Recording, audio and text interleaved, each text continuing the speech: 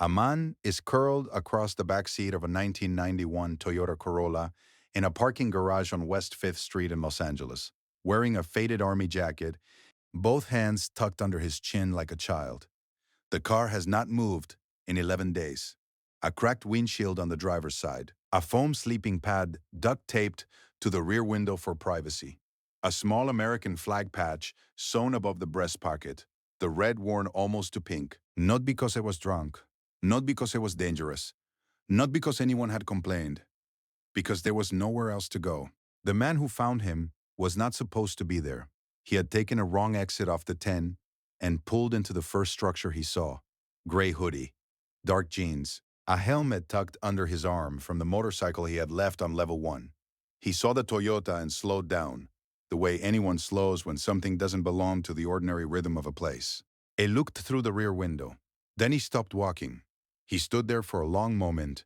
Then he made a call. What happened next would take 4 months to fully play out. And by the time it did, a parking structure on West 5th Street had become the starting point for something that changed 43 lives in a city of 4 million. The garage is called the Meridian Center Parking Structure, attached to a mixed-use development that opened in 2018 with a rooftop event space, a gym, and 6 floors of monthly reserved spots for the building's residents. It charges $14 per hour for transient parking. The floors are clean and the lighting is fluorescent white, and the whole structure has the feel of a place that does not expect anything unexpected to happen inside it. It is not the kind of place where people sleep in their cars. The attendants on the ground floor, 2 of them, work 12-hour shifts and are technically required to flag unauthorized overnight stays under the building's lease agreement with the management company. Both of them had come from neighborhoods where people made do with what they had and asked for as little notice as possible while doing it. They had been looking the other way for 11 days. The car belonged to a man named Raymond Out, 54 years old. 2 tours in Fayuha, 1 in Ramadi, a 3rd in Mosul, before a roadside IED took hearing in his left ear, and most of the flexibility in his right knee. He had been out of the army for 9 years. For 7 of those years, he had been employed. Briefly married and housed in a 1-bedroom apartment in Culver City, he could almost afford on his salary as an equipment maintenance technician at a freight logistics company in El Segundo. Then his wife left. Then the company folded its West Coast operations in a restructuring that took 4 weeks and affected 340 people. Then the apartment went from unaffordable to impossible in the span of those same 4 months, which is the way these things tend to go. Not slowly, not as a series of warnings you can read and adjust to, but all at once, like a table where 3 legs were already loose and someone finally leaned on the 4th. He slept at a shelter on Maple Avenue for 6 weeks. Then the shelter closed, one of its wings for mold remediation. The waiting list for the next available bed was 93 days. The Corolla had been his mother's car. She had passed the year before. It kept it registered and insured on the theory that a man with a car had more options than a man without one. That theory was being tested. So far, it was holding. It was not difficult. He was not loud. He was not, by any measure that would have registered in his own mind, a person in crisis. He had a weekly routine. He washed at the Planet Fitness 2 blocks away, a $25 a month membership he kept current as a lifeline. He ate at a Vietnamese restaurant on 6th Street, whose owner, a woman named Beach Nguyen, who had come to the U.S. from Saigon in 1980, put a bowl of pho at the end of the counter every morning for whoever needed it and asked no one to explain themselves. He called his daughter in Sacramento every Sunday from a spot near the east stairwell where the cell reception was consistent. Her name was Maya. She was 26. She did not know where her father was sleeping. He had been doing this for 4 months and 1 week when the man in the gray hoodie stopped and looked through the rear window of his mother's Corolla. Raymond Alt grew up in Bakersfield, the middle of 3 boys, in a household where money was not absent but was never comfortable. His father worked 2 jobs for most of Raymond's childhood: maintenance at a school district warehouse during the week, handyman work on weekends, and never talked about either one as anything other than what a person did. You worked. You showed up. You kept your word. These were not lessons. They were the air in the house. He enlisted at 22, not out of desperation or patriotism in any simple sense, but because the structures of it made sense to him. the clarity of the expectations. The way the work was specific and physical and visible. He was good at it in the way that people who have always understood that doing things correctly matters are good at it, quietly, without requiring acknowledgement, until one day the people around you realize you are the person they consult. He served 14 years. He came home with a left ear that heard everything underwater and a right knee that reminded him it had opinions about stairs. He came home to a country that had opinions about veterans. Strong opinions, loudly expressed, usually by people who had never been in the same room as one. He found that he did not know what to do with these opinions. He found that a lot of the things he was supposed to feel, gratitude, pride, the specific satisfaction of having served, were somewhere in him, but not for the first years, accessible. He married a woman named Carolyn in 2017. She was patient and warm, and she had her own reasons for understanding compartmentalization, reasons she did not fully explain, and he did not push on. They were good together in the practical ways. They made dinner. They watched movies. They talked about their daughter, who was 12 when they married, and who accepted Raymond with a skepticism that gradually became something he recognized as respect. Then Carolyn's mother got sick in Portland, and Carolyn went up for a month, and then 2 months, and then she called from a coffee shop on a Tuesday morning in March and said she was not coming back. Not because of anything Raymond had done, but because she had remembered, up in Portland, that she had been a different person before she was a wife and a mother, and she needed to find out if that person was still there. He understood. That was the part that stayed with him longest. He understood it completely, and he did not resent it, and the understanding and the not resenting made the loneliness of it worse rather than better, which is one of those things you cannot prepare for in advance. That was 2 years before the parking garage. Everything else followed from it in the slow and inevitable way that when you remove one support from a structure, the other supports eventually have to compensate until they cannot. The man who knocked on that window was not, by his own description, a person who did things in obvious ways. It had been famous for 25 years, which is long enough that the fame itself becomes a kind of background noise, something you learn to move inside of rather than around. It had been photographed in limousines and on subway cars, in premier tuxedos and in the same gray hoodie he wore now, apparently without distinguishing much between the occasions. People who had worked with him on film sets for weeks described the same quality in similar words. He was present, not performing presence. Actually there, in the specific way that some people are and many people are not, occupying the moment without looking past it. His name was Keanu Reeves. He did not, when he knocked on that car window on a Tuesday morning in March, introduce himself. He said, "Hey, I'm sorry to wake you. Are you doing okay?" Raymond Alt opened his eyes, took in the gray hoodie and the motorcycle helmet, and the face that he would recognize about 12 seconds after the adrenaline of being woken finished moving through him. He said what he always said when people asked that question: "I'm fine." Keanu looked at him for a moment, not assessing, not calculating, just looking. "You mind if I sit with you for a minute?" Raymond looked at the back seat. He was already in it. "I'll just sit here," Keanu said, and sat down on the concrete floor outside the car with his back against the door. He set the helmet beside him. He pulled his knees up and was still. Raymond waited for the rest of it. The pamphlet, the phone number, the suggestion that he try a shelter on Skid Row, the implication that he had not thought of this, the careful face people made when they wanted credit for caring without having to do anything that cost them anything. None of it came. After a while, Keanu said, "How long?" "4 months. He nodded once. "You eat this morning?" "I will." "You mind if we go now?" "I know a place." The place was the Vietnamese restaurant on 6th Street. Beach Nguyen looked up when they came in.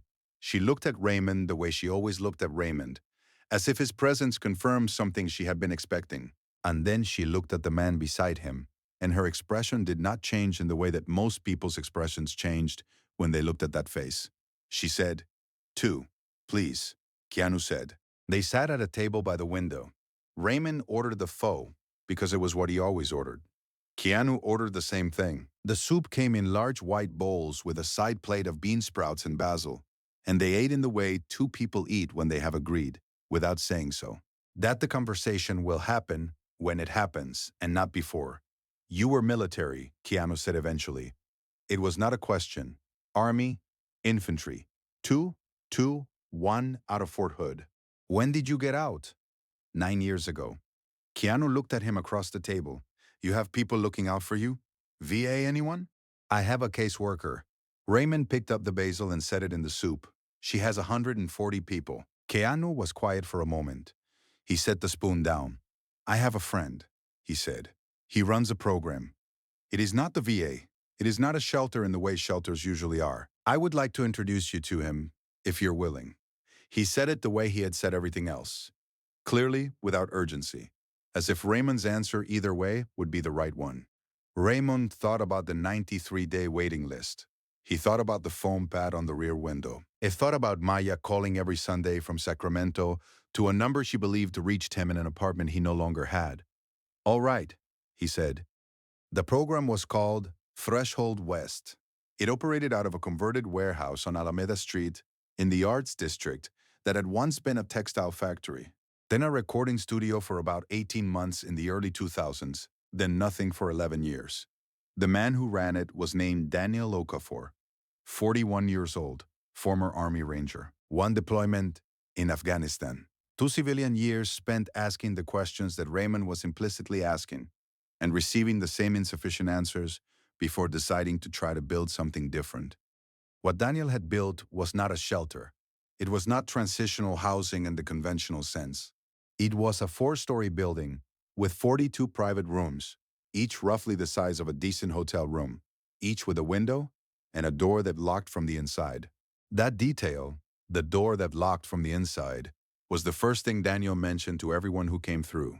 It had not been an accident. He had asked every veteran in his early planning conversations what they needed most, and the answer, from nearly every person, was some version of the same word: privacy. On the ground floor were a kitchen, a common room, a workshop with tools along the south wall, and a welding station by the window, a small gym with secondhand equipment that worked, and 2 therapy offices.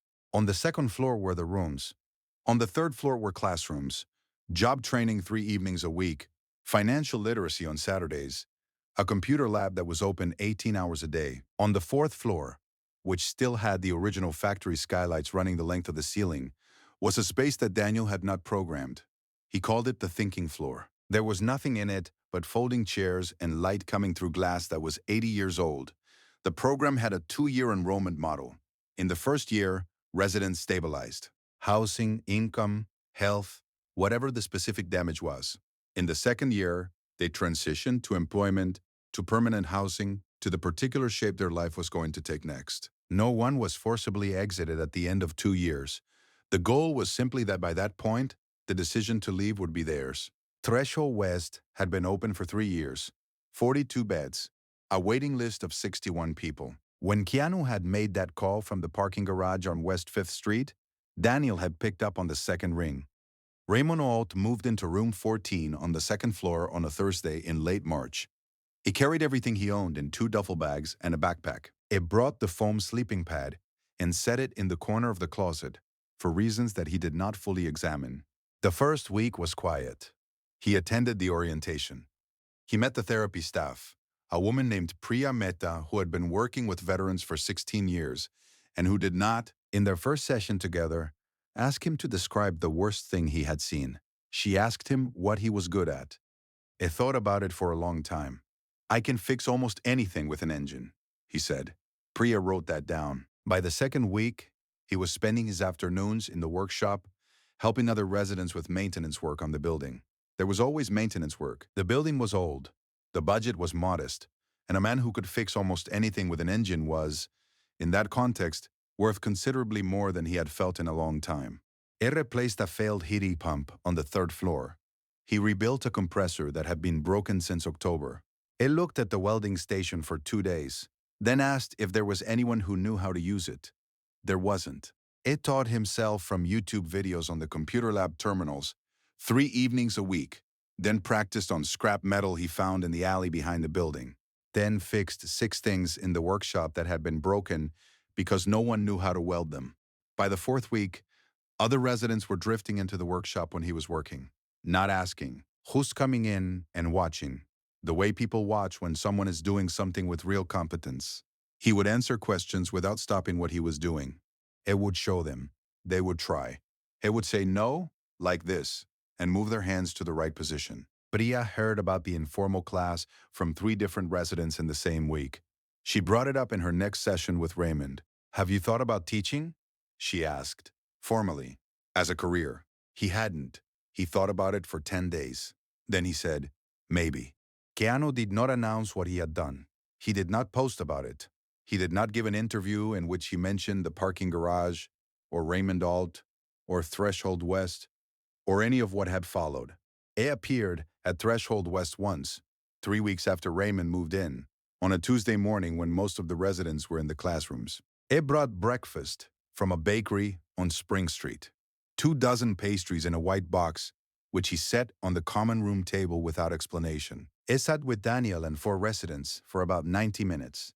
He ate. It listened to a man named Terrence, a former Navy engineer from Oakland, talk for 20 minutes about a rooftop garden he wanted to build on the 4th floor and couldn't get funding for. A asked Terrence 3 questions. He did not tell Terrence what to do. Before he left, he pulled Daniel aside and asked what the program needed most. Daniel said, more beds. Keanu said, how much? Daniel had a number. He had always had a number. He had written it down at the founding and revised it twice as construction costs shifted and the adjacent lot became available to purchase. The full expansion, 22 additional rooms, a second workshop, the rooftop the planning had made room for, came to $1.4 million above what the program had in reserves. It cited plainly. Keanu looked at the wall of the common room for a moment, then back at Daniel. I will match whatever you raise, he said. Up to the full amount. You raise $700,000. I put in $700,000. The only condition is that. Daniel looked at him. I don't want it to be a gift, Keanu said. I want it to be something this community builds. The matching keeps it real. He paused. Also, I don't want my name on the building. Daniel sighed he would think about it. He called back the next morning and said yes. The fundraising campaign that Daniel's communications team launched in April, carefully, without naming the matching donor, framing it as a community challenge, raised $180 million in its first 6 weeks. Good, but short. The team adjusted the messaging. Daniel did 3 podcast interviews. A veteran in the program named Carlos, who had been at Threshold West for 22 months and had just accepted a job offer as an electrician's apprentice, posted a video from the thinking floor on the 4th floor, talking about the locked door and what it had meant to him. That video was shared 40,000 times in 5 days. The campaign hit $350,000 by the end of May. The building's zoning variance, required for the expansion to the adjacent lot, which sat in a queue at the City Planning Commission, waited 11 weeks before a commissioner named Adriana Flores moved it to the top of her review schedule. She was 45 years old. She had grown up in a family that had lived in transitional housing for 18 months when she was 9, in a building that had long fluorescent corridors and no doors that locked from the inside. She approved the variance on a Thursday afternoon and sent Daniel a 2-sentence email. He read it at his desk and was still for a moment. Then he forwarded it to Keanu with no message. Keanu replied, good. Raymond's daughter Maya came down from Sacramento in the 7th week and stood in the doorway of room 14 and looked at her father, who had cleaned the room carefully, who had hung a small framed photograph of his mother on the wall beside the window, who was standing up straight in a way she realized she had not seen in longer than she could precisely remember, and did not say anything for close to a full minute. Then she said, you look like yourself. He said, I know. She stayed for the weekend. They drove to the Planet Fitness on Saturday morning so he could show her where he had washed when there was nowhere else to wash. He showed her the east stairwell. It showed her the parking structure on West 5th Street, and they walked up to level 2 and stood in the spot where, on a morning 4 months earlier, a man had sat down on the concrete floor with his back against the car door and asked him if he had eaten. Maya was quiet for a while. Did you know who he was? She said. Not at first. What about after? Raymond thought about this. I figured it out somewhere around the restaurant, he said. But by then it didn't really, he paused. By then it was just what it was. It'd already just been a person. Maya looked at the empty parking space where the Corolla had been. The car was now in a lot on Alameda Street, registered under a new address. She sighed. What did it feel like when you figured it out? He thought about it for a long time. It felt like proof, he said, that it was real, that I hadn't misread the situation. He paused again. Because famous people do things differently. They have a way of doing something and making you feel the weight of it. The weight of them doing it. He didn't do that. So for a minute, I thought I had it wrong. Then I figured it out. And I thought, no. He just actually did it the right way. The fundraising campaign hit its target on a Wednesday morning in late June, 9 days before the matching deadline. Daniel was in the office on the fourth floor when the notification came through. He stood in the light from the factory skylights for a moment, then called Keanu. The call lasted 6 minutes. Daniel spoke for most of it. Keanu said very little. At the end, Keanu said, "Congratulations." Then he said, "How's Raymond?" "It's good," Daniel said. "He starts his certification program in September." Keanu said, "Good." Then he said, "I'll wire the rest of the funds by Friday." He did. Construction on the adjacent lot began in August. The crew finished the structural work in 11 weeks. The 22 new rooms opened in the second week of November, each one with a window and a door that locked from the inside. The waiting list of 61 people became a waiting list of 39. Terrence, the former Navy engineer from Oakland, designed the rooftop garden over 6 weeks with help from an urban farming nonprofit in Silver Lake. He sourced the planters through a donation from a restaurant supply company. He grew tomatoes, herbs, 3 varieties of lettuce, and 1 container of chili peppers that did better than he expected. He held a harvest dinner on the 4th floor at the end of October, before the expansion opened, with food from the garden and bread from Beach Muen's restaurant. 23 residents came. Daniel came. Priya came. Nobody from outside came, and that was the point. People need something growing. Terrence had told the planning committee. He had been right. Not metaphorically, actually literally right. The residents who spent time on the roof reported sleeping better. Priya noticed it in sessions. She did not have a clinical explanation. She wrote it down and moved on. Raymond enrolled in the Vocational Instructor Certification Program at Los Angeles Trade Technical College in September. He commuted 3 days a week on the metro, which took 40 minutes each way, which he spent reading or looking out the window at the city in the way that people look out windows when the city is finally something they can be inside again, rather than outside of. He finished the certification in the spring. He was offered a position at Resurge LA, a workforce development nonprofit in East Los Angeles that ran automotive maintenance training for transitional populations, formerly incarcerated people, veterans, unhoused people working towards stability. 23-week course, 6 students per cohort, 3 cohorts a year. He accepted. On his first day, he stood in front of 6 students with an engine block on the work table between them and said exactly one thing before they started. "This work is honest," he said. "If you do it wrong, it tells you. If you do it right, it tells you. There is no confusion about which is which." He looked at them. "Most things in life are not like that. This one is. So let's start." Estiel lives in room 14 on the 2nd floor of the Alameda Street building, though that was never meant to be permanent. Daniel has brought it up twice. Both times, Raymond listened carefully and said he would move when someone needed the room more than he did. Daniel is working on a response to that. He has not found one yet that accounts for the fact that Raymond now functions as an informal anchor for new arrivals on the 2nd floor. The person who knows where things are. Who has figured out the rhythm of the building? Who does not need to be asked to sit down on the floor next to someone who is struggling? He just does it. In a short piece, published in a veterans magazine, 2 years after the parking garage, Raymond was asked what he remembered most about that first morning. Aside, he remembered the sitting down. Not the conversation, not the restaurant, not the bowl of pho, or the phone call, or the program, or any of what came after. Just the image of a man in a gray hoodie sitting down on the concrete floor of a parking structure on West 5th Street and being still. Most people, he said, look at a situation like that and they want to fix it, which I understand, but this person just sat down first. He made himself part of the situation before he tried to do anything about it. That meant something. I'm still not entirely sure what, but I keep thinking about it. I have thought about it too. I keep coming back to the same thing he keeps coming back to. Not the donation, though that matters. Not the program. Not the 42 beds, or the 22 new rooms, or the rooftop garden, or the 43 people whose lives shifted in the 4 months after a wrong exit off the 10. All of that is real and all of it counts. But it started with sitting down. I don't know if I would have done that. I would like to think I would. But most of us, when we encounter something uncomfortable, something that requires us to stop and be present with difficulty, do the reasonable thing. We call someone, we donate something.